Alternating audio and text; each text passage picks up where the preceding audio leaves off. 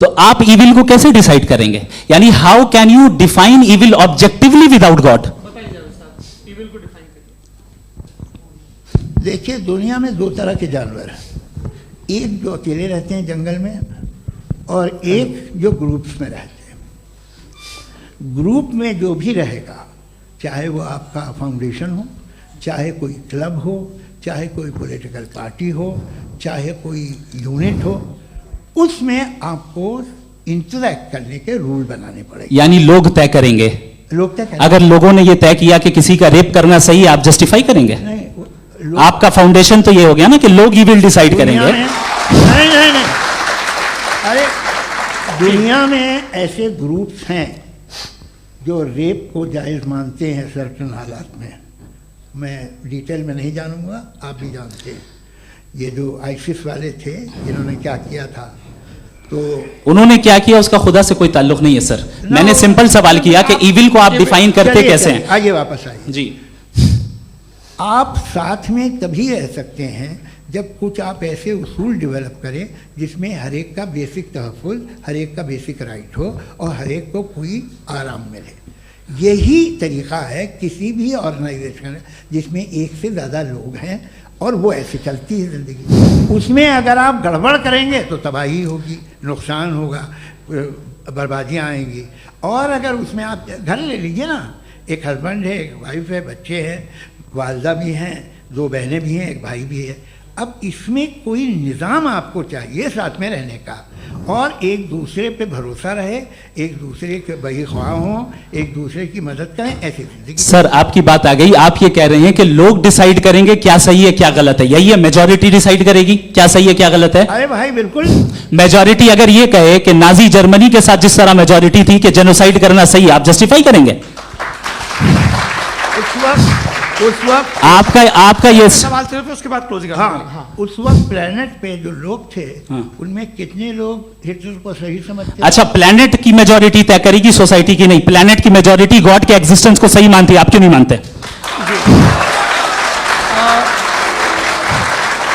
ये हेलो ये cross question का राउंड यहाँ पर समाप्त होता है।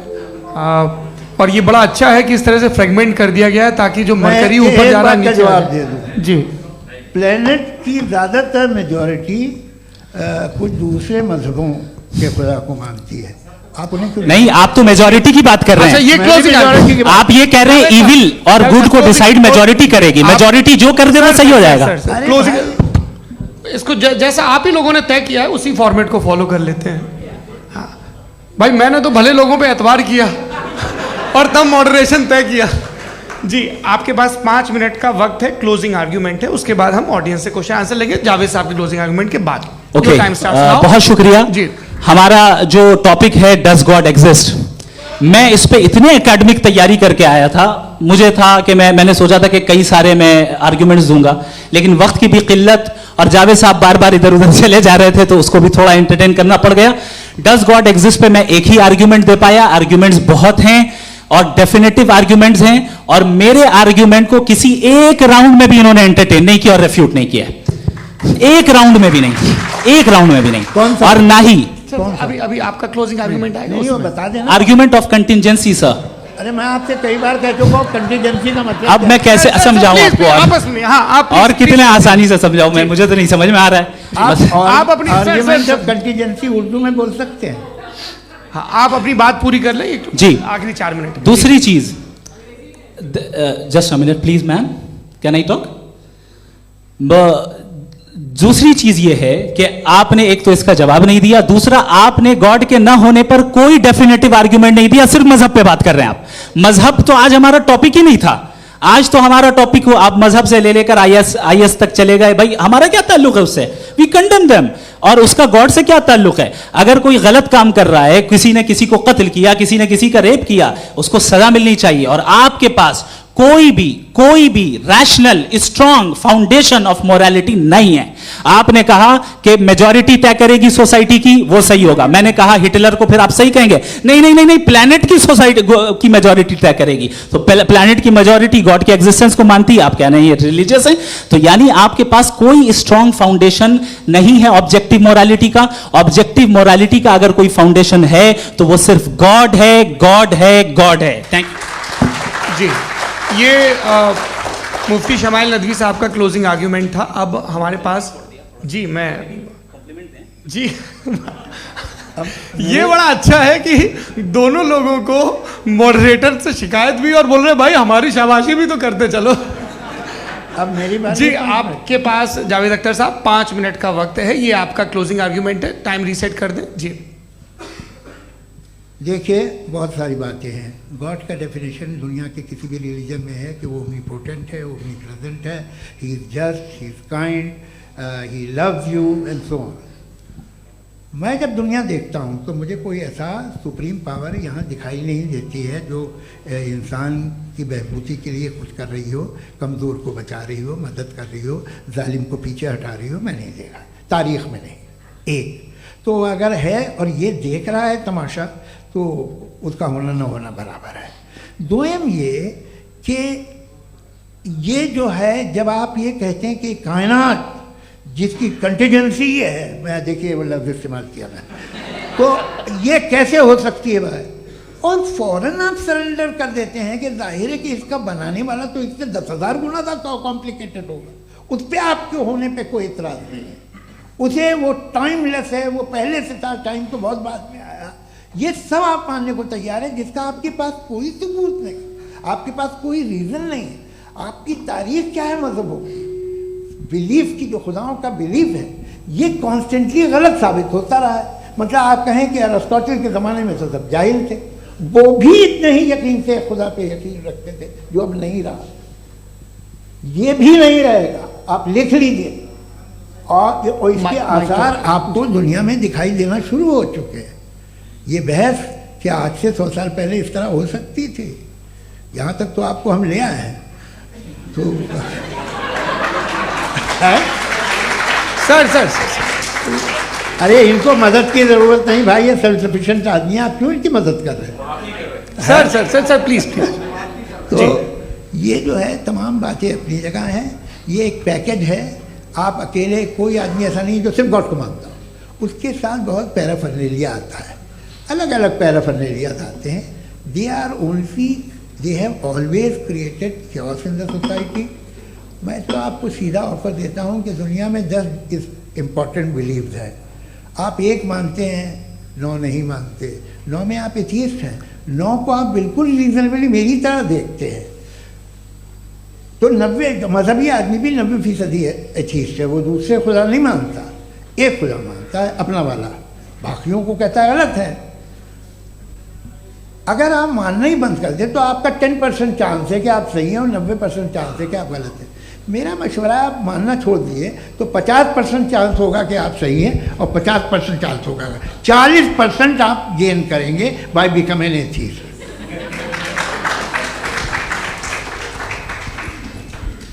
ये एक फरसूदा ख्याल है, ये ख़त्म हो रहा है। हो सकता है मेरी ज़िंदगी में ना हो, लेकिन ये हो जाएगा। जो बातें ये इनको आप मेटाफिजिकल, ये वो ऐसे रिस्पेक्टेबल टर्म दे दिए, ये तो उन लोग के हैं जिन्हें ना फिज़िक्स मालूम थी ना मेटा मालूम था, ये उन्होंने आपको दिए हैं। जी बहुत शुक्रिया आप दोनों लोगों का। और अब इस बातचीत का आखिरी राउंड शुरू होगा, डज गॉड एग्जिस्ट की ये बहस मुफ्ती शमाइल नदवी और जावेद अख्तर साहब के बीच। आप लोग अपने अपने हाथ ऊपर करेंगे, मैं यहाँ से तय करूँगा। और माइक हमारे पास है क्या? एक ही माइक है ऑडियंस के लिए? 2 माइक है, एक इस तरफ एक इस तरफ, ठीक है।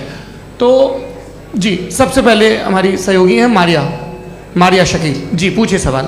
थोड़ा सा रुकेंगे ताकि कैमरे का फ्रेम आप पर आ जाए, आपकी तो प्रैक्टिस है टीवी की। जी नदवी साहब, मैं खुदा को मानती हूँ, पहले मैं इसी प्रमाइस से शुरू कर रही हूँ और ये बता रही हूँ आपको, मैं मानती हूँ। लेकिन कुछ सवाल हैं जो जावेद साहब ने उठाया, उसका जवाब आपको देना चाहिए। पहला सवाल ये कि गज़ा में सालों से छोटे बच्चे मर रहे हैं, वो उनको, अगर खुदा मर्सीफुल है, हम मानते हैं कि अल्लाह ताला में बहुत ताकत है, तो वो बच्चे क्यों मर रहे हैं? दूसरी बात ये कि अगर कंटिजेंसी की जो आप बात करते हैं, पूरे मुस्लिम ममालिक मिल करके भी उन गजा के बच्चों को क्यों नहीं बचा पा रहे हैं? क्योंकि अगर वो चाहते, क्योंकि अल्लाह ताला उन पर हुकूमत करते हैं, सब पर हुकूमत करते हैं, तो वो उनको क्यों नहीं बचा? जी, थैंक यू वेरी मच। बहुत अच्छा किया आपने इस चीज को जिक्र कर दिया, मैं इसको और अच्छे से एक्सप्लेन करने की कोशिश करता हूं। देखें, जहां तक आपने कहा कि गजा के बच्चों को मारा जा रहा है, देखें दो वर्ल्ड व्यू है, एक एथीस्टिक वर्ल्ड व्यू, एक थीस्टिक वर्ल्ड व्यू है।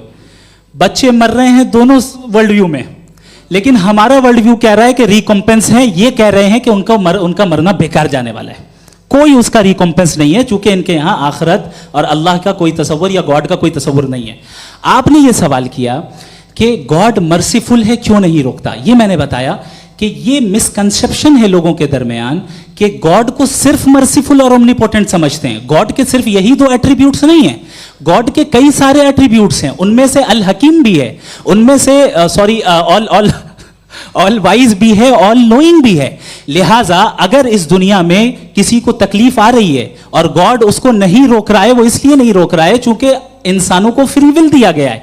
ठीक इसी तरीके से अगर एक डॉक्टर किसी छोटे बच्चे को इंजेक्शन लगा रहा है, उसे तकलीफ पहुंच रही है, उसके लिमिटेड पर्सपेक्टिव के एतबार से यह गलत हो रहा है और डॉक्टर बुरा है। लेकिन जब आप ब्रॉडर पिक्चर को देखेंगी, आपके और हमारे पास सिर्फ एक पिक्सल है, हमें इतना नजर आ रहा है कि गजा में कत्ल हो रहा है, लेकिन इसके पीछे कितना रिकॉम्पेंस उनको मिलने वाला है, पूरा पिक्चर गॉड के पास है। तो एक पिक्सल से आप पूरे पिक्चर को कभी भी जज नहीं कर सकती। आप इसमें कुछ जोड़ना चाहेंगे?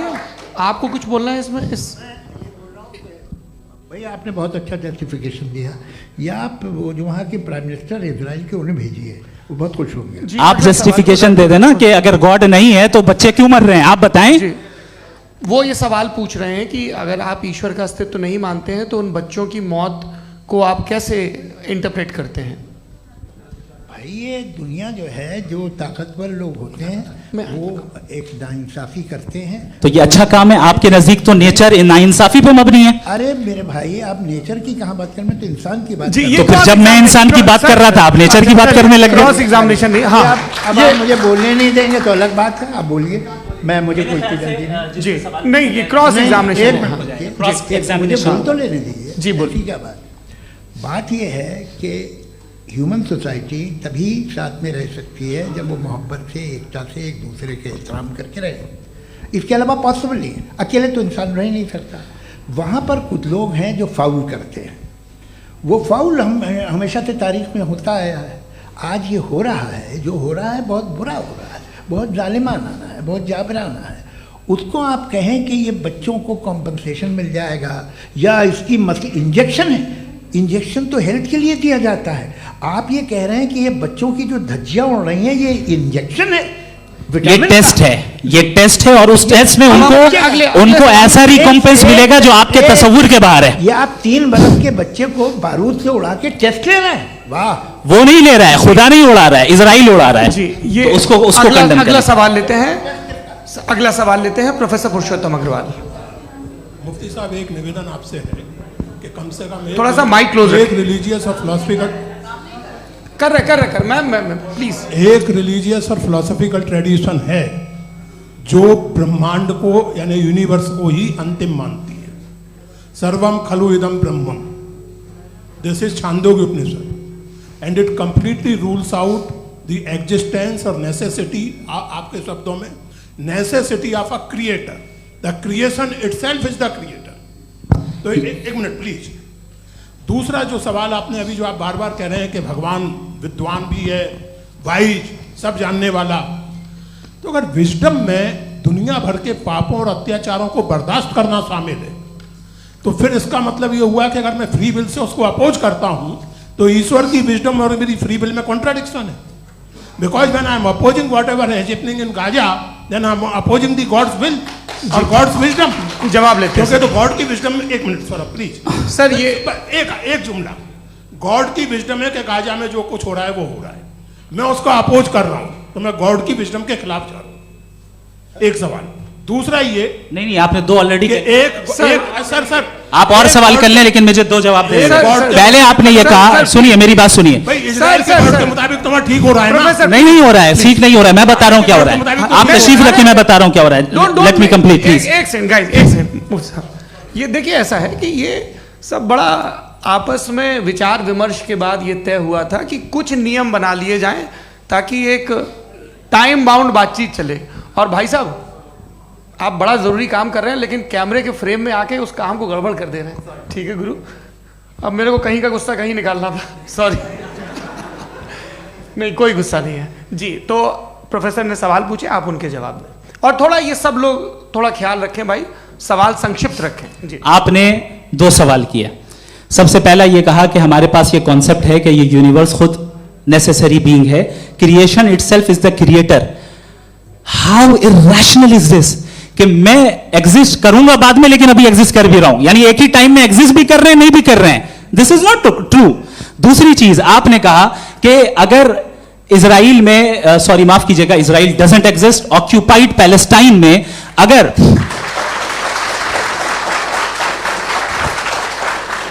ऑक्यूपाइड पैलेस्टाइन में बच्चों को मारा जा रहा है फ्री विल की वजह से और गॉड नहीं रोक रहा, ये कॉन्ट्रडिक्शन है। ये बताइए कि एक एग्जाम में एक बच्चा गलत आंसर लिख रहा है, सुनिए, एग्जामिनर चाहे तो रोक सकता है, क्यों नहीं रोक रहा है? ये कॉन्ट्रडिक्शन है, ये कॉन्ट्रडिक्शन नहीं है। माइक नहीं सर, ये आपस में जी, ये क्या आपका सवाल? माइक दीजिए। फ्री विल दिया गया है टेस्ट के लिए, अकाउंटेबिलिटी के लिए। अगर फ्री विल नहीं होता तो आप कहते हैं हमें रोबोट बना दिया गया। नॉट मिसरिप्रेजेंट माय पोजीशन, आपकी जो भी पोजीशन, मैं अपनी फ्री विल के नाते, अपने ह्यूमन विजडम के नाते गाजा में हो रही अत्याचार का विरोध करता हूं। बिल्कुल करना चाहिए। के हिसाब से मैं गॉड की विजडम का विरोध कर रहा हूं? बिल्कुल नहीं, जो हो रहा है गॉड, बिल्कुल भी नहीं, बिल्कुल भी नहीं। उसका वहां पर गाजा में कत्ल होना ये इंसानों के गलत इस्तेमाल का नतीजा है, फ्री विल के इस्तेमाल का नतीजा है। गॉड इसका हुक्म नहीं देता, उससे रोकता है। यही तो मसला है ना, आपके लिए कॉन्सेप्ट क्लियर नहीं भाई, आपने तो बताया था इंजेक्शन लगाने से बच्चे को तकलीफ होती है, ये इंजेक्शन लगा। सर आप ऐसे रेटोरिक स्टेटमेंट दें तब तो कोई मसला नहीं समझते रहेंगे। This is a rhetoric statement, this is not a logical argument sir. I am sorry, I am sorry. आखिरी 30 मिनट बड़े मुश्किल होने वाले हैं जी। मुफ्ती साहब आगे बैठे हैं, इनको माइक दीजिए। हाँ तरुण, माइक आप अपने पास रखिए, आपको कैमरे का फ्रेम पता है जी। सबसे पहले दोनों को मुबारकबाद। एक सर अपना आप नाम बता दें। आप अमेरिका में शिकागो में रहते हैं, इतना मुझे याद है। बताया आपको, यासिर नदीम अलवाजदी मेरा नाम है। जावेद सर आपसे एक क्वेश्चन है इन्फिनिट रिग्रेस के ताल्लुक से। एक हाइपोथेटिकल सिनेरियो है, मसलन अगर आप सर माइक थोड़ा सा प्लीज क्लोज रखिए जी। अगर आप शायर इसलिए हैं कि आपके कोई उस्ताद शायर थे, और वो इसलिए शायर थे कि उनके कोई उस्ताद शायर थे, और इसी तरीके से हम माजी में पीछे चलते चलते चले जाएं और कहीं ना रुके, तो माफ कीजिएगा आप कभी शायर नहीं हो सकते। लेकिन आप शायर हैं, आपका शायर एग्जिस्ट करता है, इसका मतलब ये है कि आप कहीं ना कहीं रुके हैं।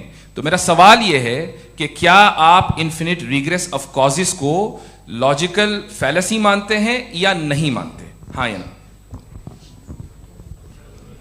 मैं इन्हें लॉजिकल फैलेसी नहीं मानता हूँ, लेकिन मेरा प्रॉब्लम यह है कि जब मैं नहीं मानता हूँ तो I will continue with this logic जो फैलेसी नहीं हो। आप एक जगह रुक जाते हैं जाके, आप कहते हैं ये गेंद कैसे बनी, ये जजीरा कैसे बना, ये समंदर कैसे बना, ये ज़मीन कैसे बनी, और अचानक गॉड पे जाके आपको ब्रेक लग जाता है। एक बार आप सवाल नहीं करते कि भाई इनको बनाने वाला तो इनसे भी कॉम्प्लिकेटेड होगा, वो कैसे बना, उसके बारे में आपने इत्मीनान कर लिया, वो हमेशा से है।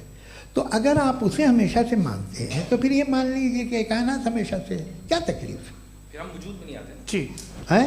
हम मौजूद नहीं। अच्छा सर क्यों नहीं हो सकते? मैं बताऊंगा प्लीज। जैसे मैंने मिसाल दी आपके शेर में, आपका शेर कभी वजूद में ना आता अगर शायर इसी तरह चलते रहते हमेशा जी। माइक मेरे ख्याल से एक इन्फिनिट रिग्रेस का कॉन्सेप्ट क्लियर नहीं हो पाया, ऐसे रहने दें, लेट्स मूव ऑन सर। ठीक है। हाँ थोड़ा सा मॉडरेटर का भी ख्याल रखें। नहीं आपने तो रखा है, आपने रखा है। यहाँ पे गौहर रजा साहब हैं, वो भी एक सवाल पूछना चाहते हैं। माइक नीचे से ऑन कर दिए नीचे।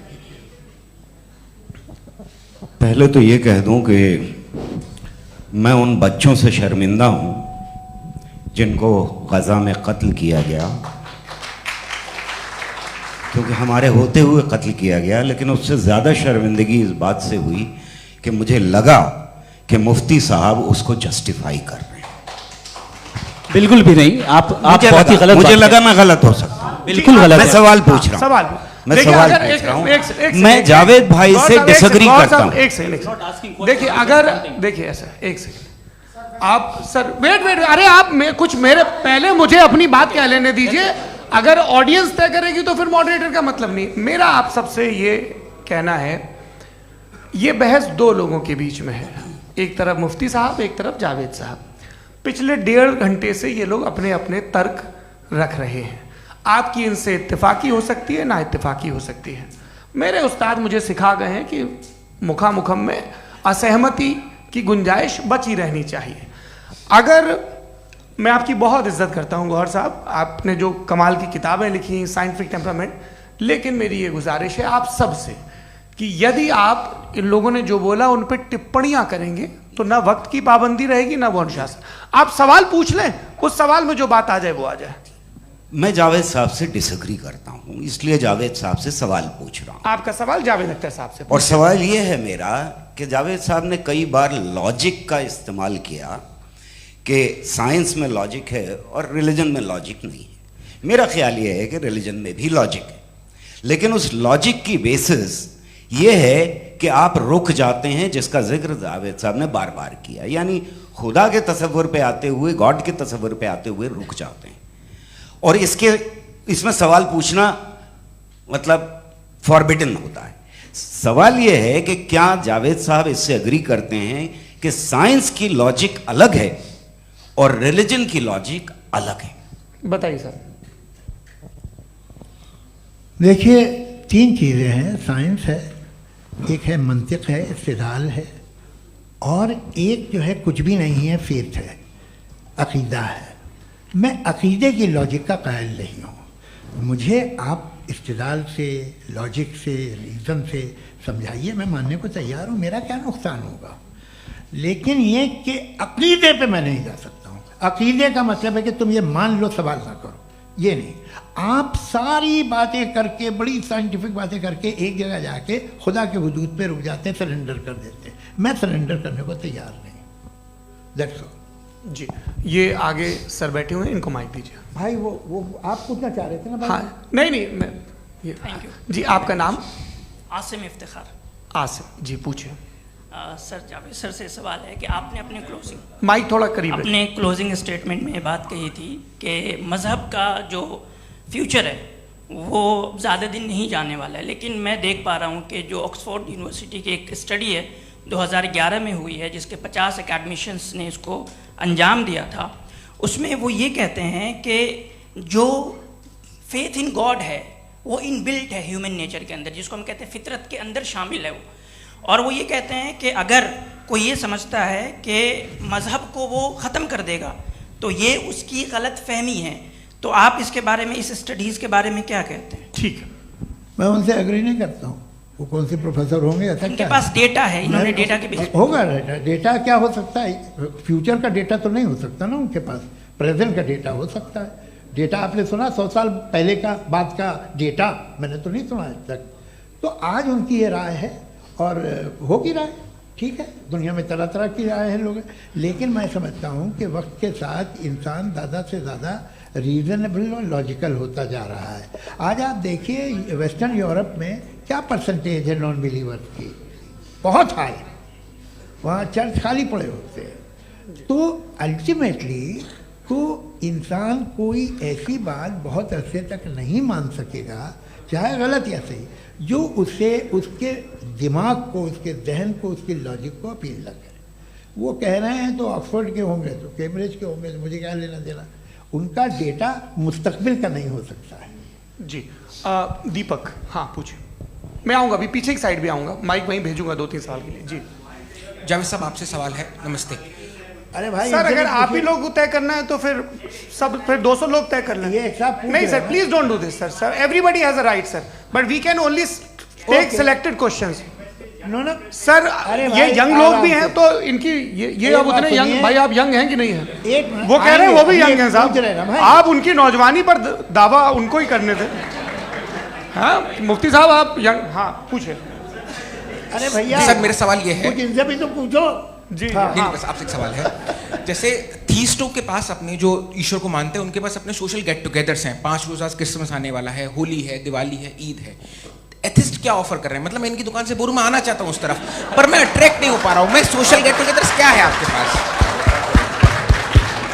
वो ये कह रहे हैं कि जो धार्मिक लोग हैं, अलग अलग धर्म के लोग, उनके उत्सव त्योहार कांग्रेगेशन बहुत हैं। अब आपको मैं एक सुनाता हूँ, यहाँ हिस्टोरियन भी बैठे हैं।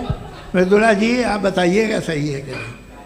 ये एक कॉन्स्टेंटाइन, एक ग्रीक रोमन बादशाह था जो क्रिश्चियनिटी आने के 400 साल बाद उसने डिसाइड किया कि मैं क्रिश्चियन हो जाऊंगा, मेरी पूरी स्टेट कैंसिल हो जाएगी। उस ज़माने में ऐसे ही होता था, राजा जो धर्म इख्तियार करता था वो जनता भी कर लेती थी, इसलिए कि वो हो गया था बैंकक्रप्ट। और उसे जो मेडिटेरियन कोस्ट के रिच क्रिश्चियन वो थे मर्चेंट, उससे पैसा चाहिए था। तो उसने कहा यार क्रिश्चियन हो जाओ।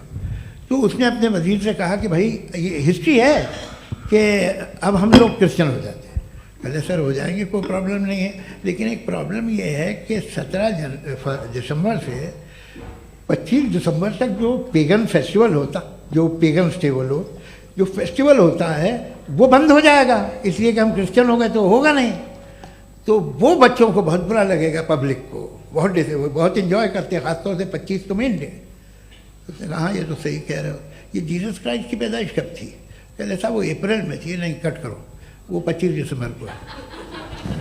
यह हकीकत है जी। और 400 साल बाद क्रिश्चियनिटी के अप्रैल से दिसंबर ले आए, और इसलिए कि यहाँ पेगन फेस्टिवल होता था। अब मनाते हैं आप आराम से। ये जो सारे फेस्टिवल हैं ये रिलीजन से, हर एक को एक इंटरटेनमेंट डिपार्टमेंट चाहिए होता है अपनी कंपनी चलाने के लिए।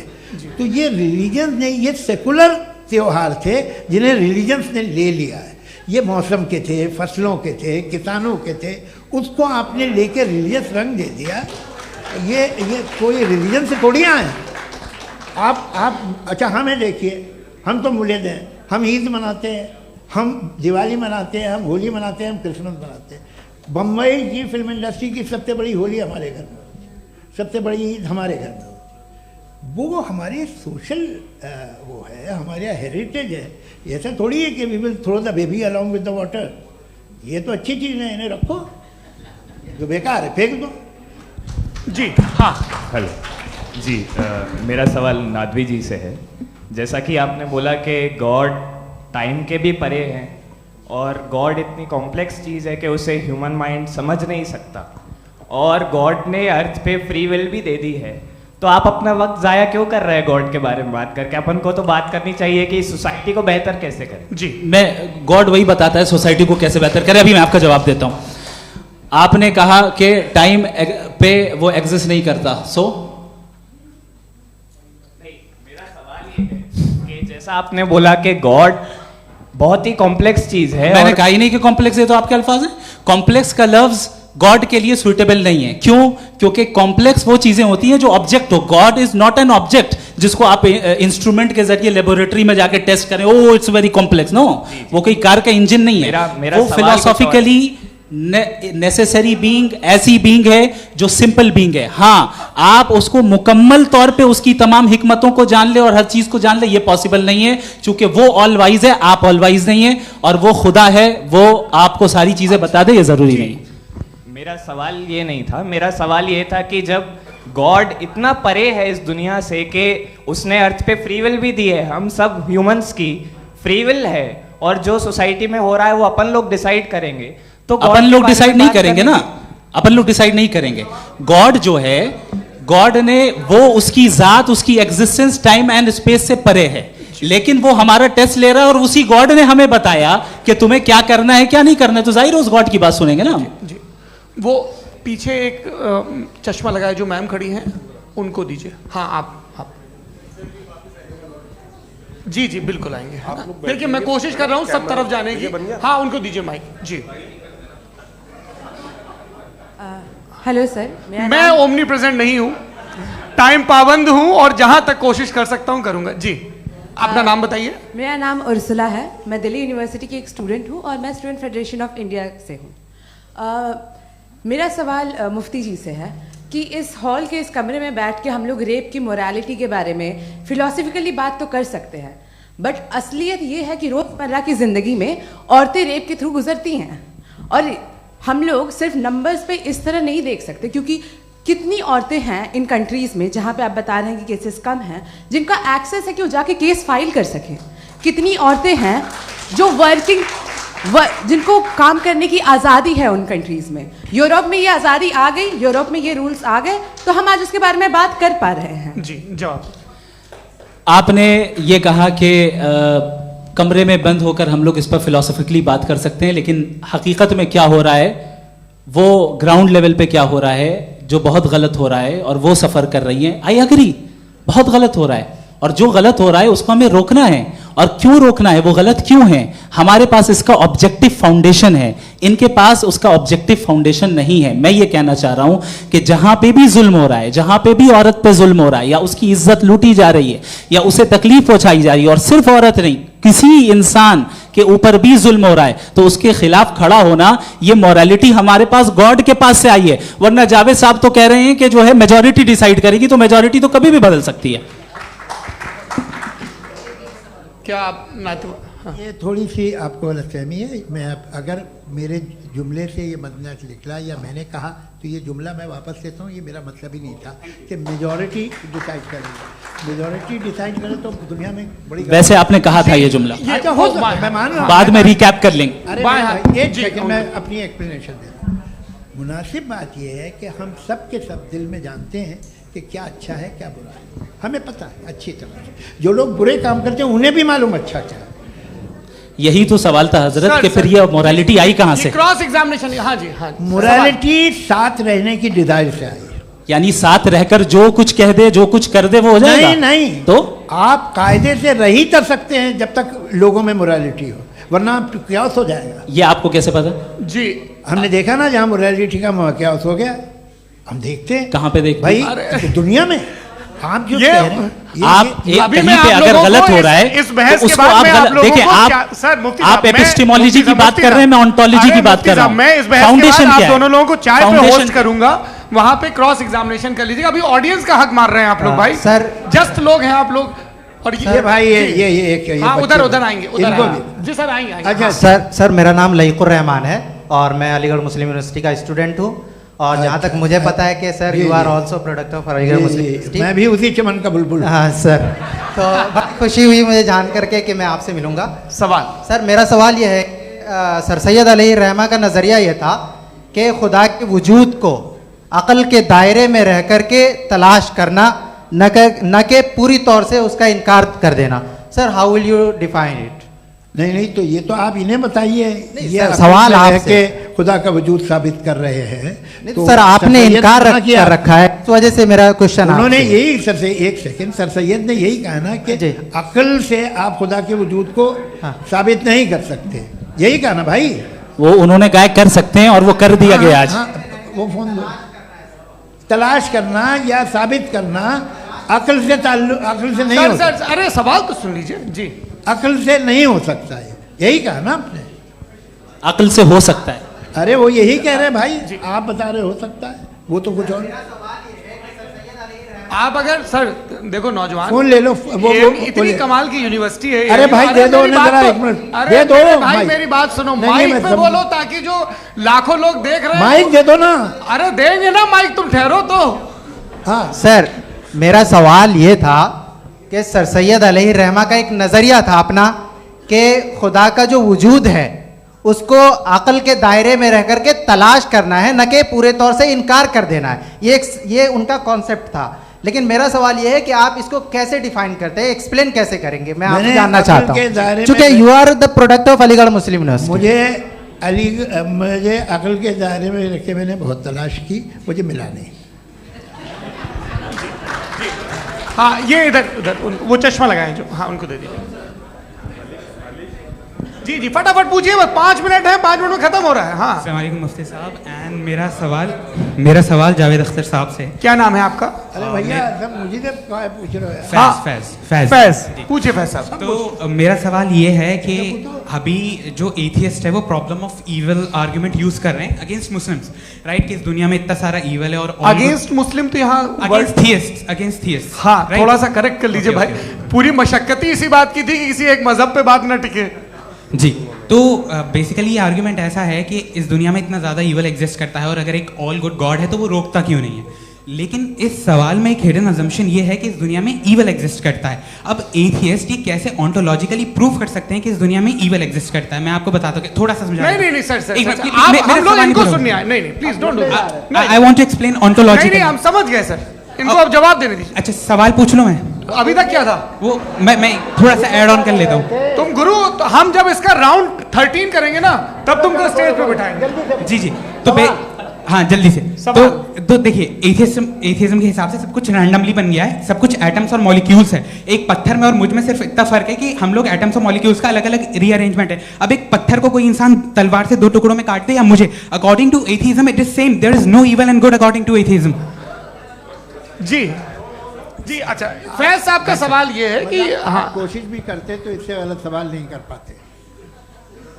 एक लाइफ फॉर्म है और लाइफ फॉर्म में फीलिंग्स हैं, मतलब लाइफ फॉर्म सुनता है, देखता है, टेस्ट कर सकता है, फील कर सकता है।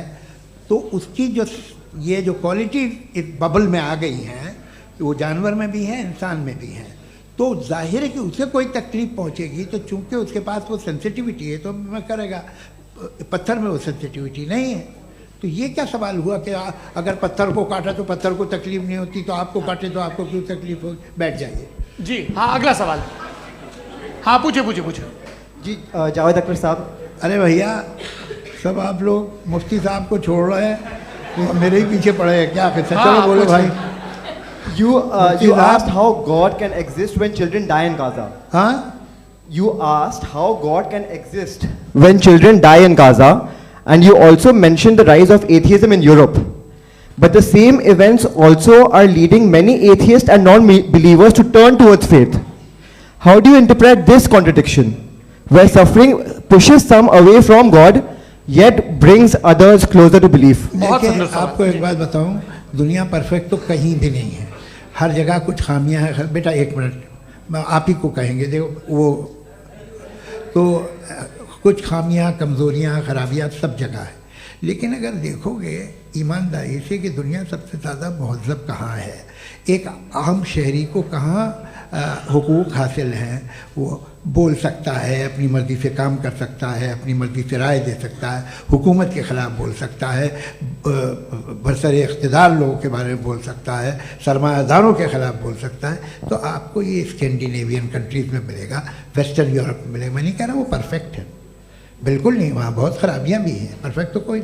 लेकिन जिन जिन मुल्कों में, लैटिन अमेरिका देखो, गल्फ़ देखो, वहाँ पर आपको ये ज़रूर है कि रेप नहीं होते होंगे। रेप की ज़रूरत क्या है भाई? उसको तो ख़रीद लो, घर में रखो, सड़क पर रेप करने की क्या ज़रूरत है? मगर सुनिए, मगर हकीकत ये है कि वहाँ शख्सी आज़ादी राय देने की, बोलने की नहीं है। जी ये एक आखिरी सवाल मुफ्ती साहब से। हाँ मैम, इनको माइक दीजिए। शुक्रिया। मेरा नाम मनीषा है, मैं हरियाणा से आई हूँ। मैं मुफ्ती साहब से एक बात पूछना चाहती हूँ। आप बार बार जावेद साहब को कॉन्ट्राडिक्ट तो कर रहे हैं कि आपने ये कहा, लेकिन आप भी अजम्पशंस के बेसिस पे बात कर रहे हैं। आपने खुदा के होने का कौन सा प्रूफ पेश किया है, खुदा की एग्जिस्टेंस का? अब इस सवाल को अलग रहने दीजिए, कौन एथीस्ट है कौन नहीं है। और दूसरी बात जो आपने एक छोटी सी कही थी कि ये फ्री विल का इस्तेमाल करता है इंसान अपनी, लेकिन इस फ्री विल का इस्तेमाल में मतलब खुदा ने ये दे दी सबको ये इजाज़त कि वो कितना घिनौनापन और कितने ज़्यादा ख़राब से ख़राब तरीके इस्तेमाल कर सकते हैं। जवाब सुनते जी। आप फ्री विल को मानती है ना, या अब कहती है कि फ्री विल नहीं है ना? मानती है ना? तो अब आपके पास इसका कोई एक्सप्लेनेशन नहीं है कि अगर एक इंसान उस फ्री विल का इस्तेमाल करके गलत काम कर रहा है और बच के अच्छी ज़िंदगी गुजार के निकल जा रहा है, उसका कोई रिकम्पेंस नहीं है।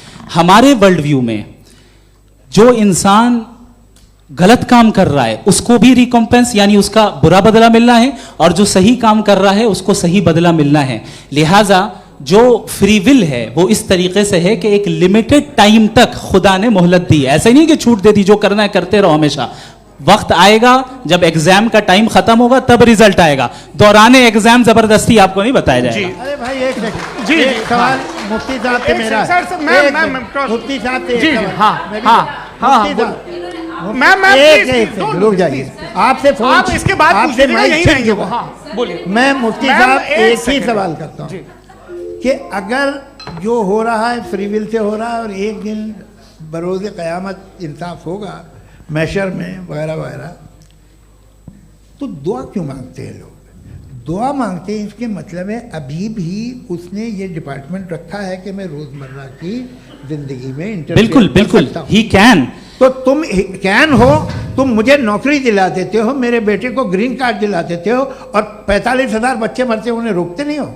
नहीं तो क्या आप ये कह रहे हैं कि इस दुनिया में जालिमों को कभी पकड़ ही नहीं होती है? अरे जो भी पकड़ होगी वो बच्चे रोते हैं। बिल्कुल, देखिए मैंने अपने ओपनिंग स्टेटमेंट में यही कहा था कि जनाब जावेद साहब सिर्फ इमोशनल आर्गुमेंट देंगे। This is an emotional argument. ये छोटे मोटे इसके पीछे का रीजन मैंने बताया क्या है। देखिए मैं बार-बार यहाँ पर मंच से आप लोगों को सज्जनों इसलिए कह रहा हूं ताकि थोड़ा सा आपके कॉन्शियंस पे जोर रहे कि आपको ऑर्डर बचा के रखना है। वक्त तय हुआ था, ये वक्त पूरा हुआ, आपने इतने धैर्यपूर्वक सुना, मैं आप सबका बहुत बहुत शुक्रगुजार हूं। यदि इन दोनों विद्वानों की इच्छा होगी तो कभी हम इस बातचीत का राउंड 2, राउंड 3, यही तो देखिए खूबी है इंसान की कि बहस मुबाहसे में वो पड़ा रहता है। आप लोगों ने बड़े धैर्य का परिचय दिया, बहुत बहुत शुक्रिया। इसी के साथ ये बातचीत यहाँ पे आप लोग को मैं एक बात बता दूं, ये सारी बहस हो गई, अब मुफ्ती साहब और बड़े मुफ्ती साहब इन साथ के साथ मैं खाना खाने वाला हूँ। अच्छा,